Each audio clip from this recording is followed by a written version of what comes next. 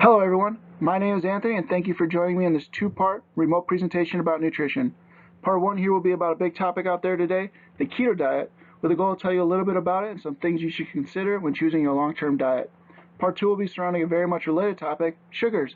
These two presentations are intended for educational purposes and should not be interpreted as medical advice. Each one is fairly short, so you can watch them anytime these next couple of weeks if you're looking for things to do. Enjoy! First, let's test your knowledge. True or false? The keto diet is designed to reduce foods high in ketones, since ketones are linked to weight gain. False. Ketones are not something you eat. Ketones are produced by the body when burning certain fuels. More on that in a minute. The ketogenic or keto diet is not new and was not originally created for weight loss. It has been around for about a century, and it was originally used to treat epilepsy and control seizures, especially for young children. Sometimes it is still used for that purpose today. We eat certain macronutrients that our body likes to obtain calories or energy from. The main two are carbohydrates and fats, but protein is also one. Our body can also obtain calories from alcohol, but alcohol is not considered a nutrient. Each macronutrient plays an important role, and most weight loss diets modify proportions of these nutrients. Carbohydrates, or carbs, are broken down into glucose and serve as the primary energy source for the body and the brain. They are found in fruits, vegetables, grains, legumes, milk, and yogurt. They are also found in sugars and sweets, along with sugary drinks. Protein is not a preferred energy source for the body, but is rather used for tissue repair and hormone production. Sources include plant-based foods, such as legumes, nuts, seeds, and many soy products, along with animal-based foods, such as eggs, fish, poultry, and meat. Fat is another main energy source for the body, and is also a key way that the body stores energy. Dietary sources include meats, oils, nuts, seeds, and more. While different versions exist, in general, the keto diet is very low in carbohydrate, moderate in protein, and high in fat. It is important to note that low carbohydrate diets are not new for weight loss, with previous examples being the Atkins diet and South Beach diet. Keto is just another name being commonly used today to describe a low carbohydrate eating pattern. Carbs are a primary fuel source for the body's cells, especially within the brain. When there is limited glucose in the diet and the body has depleted stored glucose from the liver and muscles, it burns fat and produces alternative fuel called ketone bodies, giving this diet its name. Some keto diet positives. Like many popular diets, the keto diet has some elements that are positive and may link to the reason that people have some success in weight loss.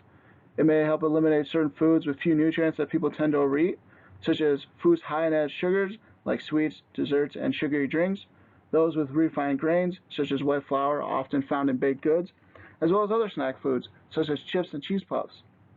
It may also be rich in certain non-starchy vegetables such as leafy greens and cauliflower. The keto diet may also include heart-healthy fats if options such as avocados, nuts, seeds, olive oil, and canola oil are chosen.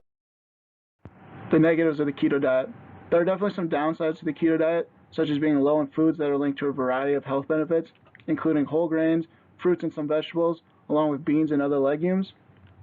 It may also be high in saturated fat, a type of fat that is linked to raising bad cholesterol levels, and is found in certain foods such as fatty meats, bacon, sausage, hot dogs, butter, and cheese.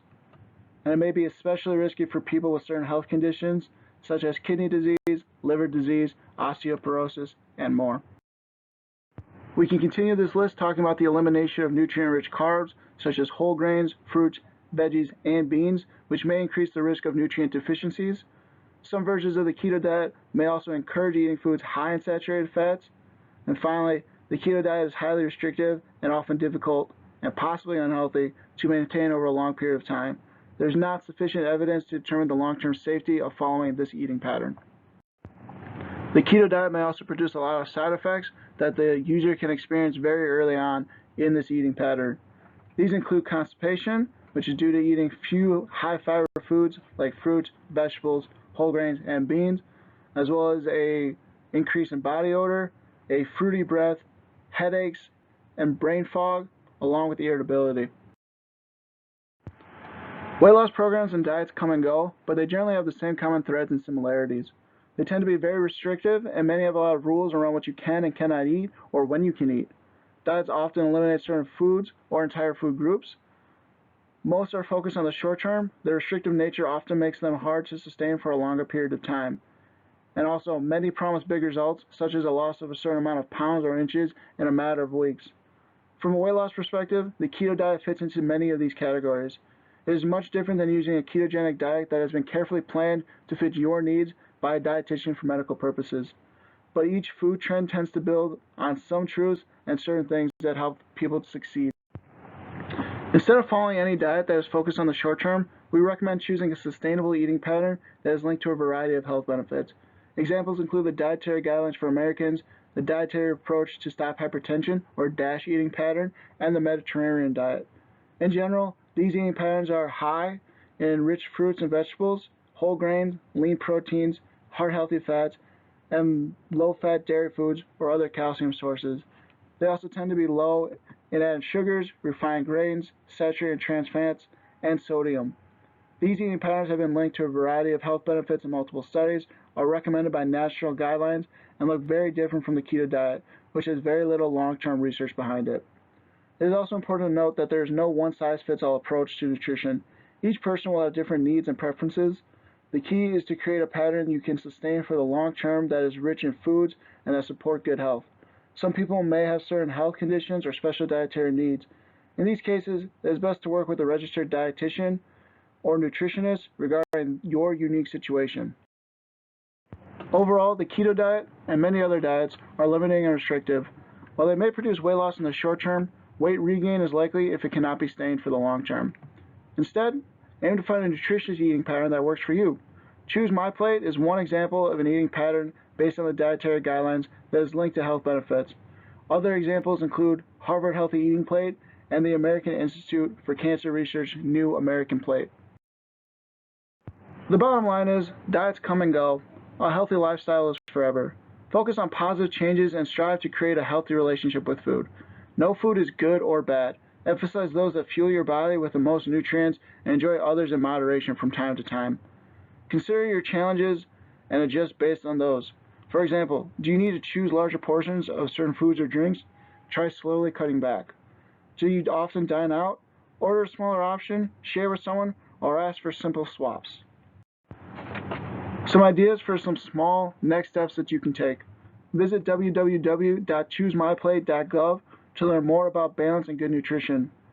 Start with one small change in your food choices. And finally, pick an activity that's fun for you and gets you moving every now and then.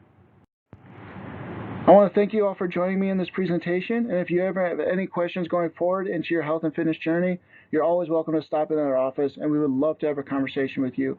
Thank you.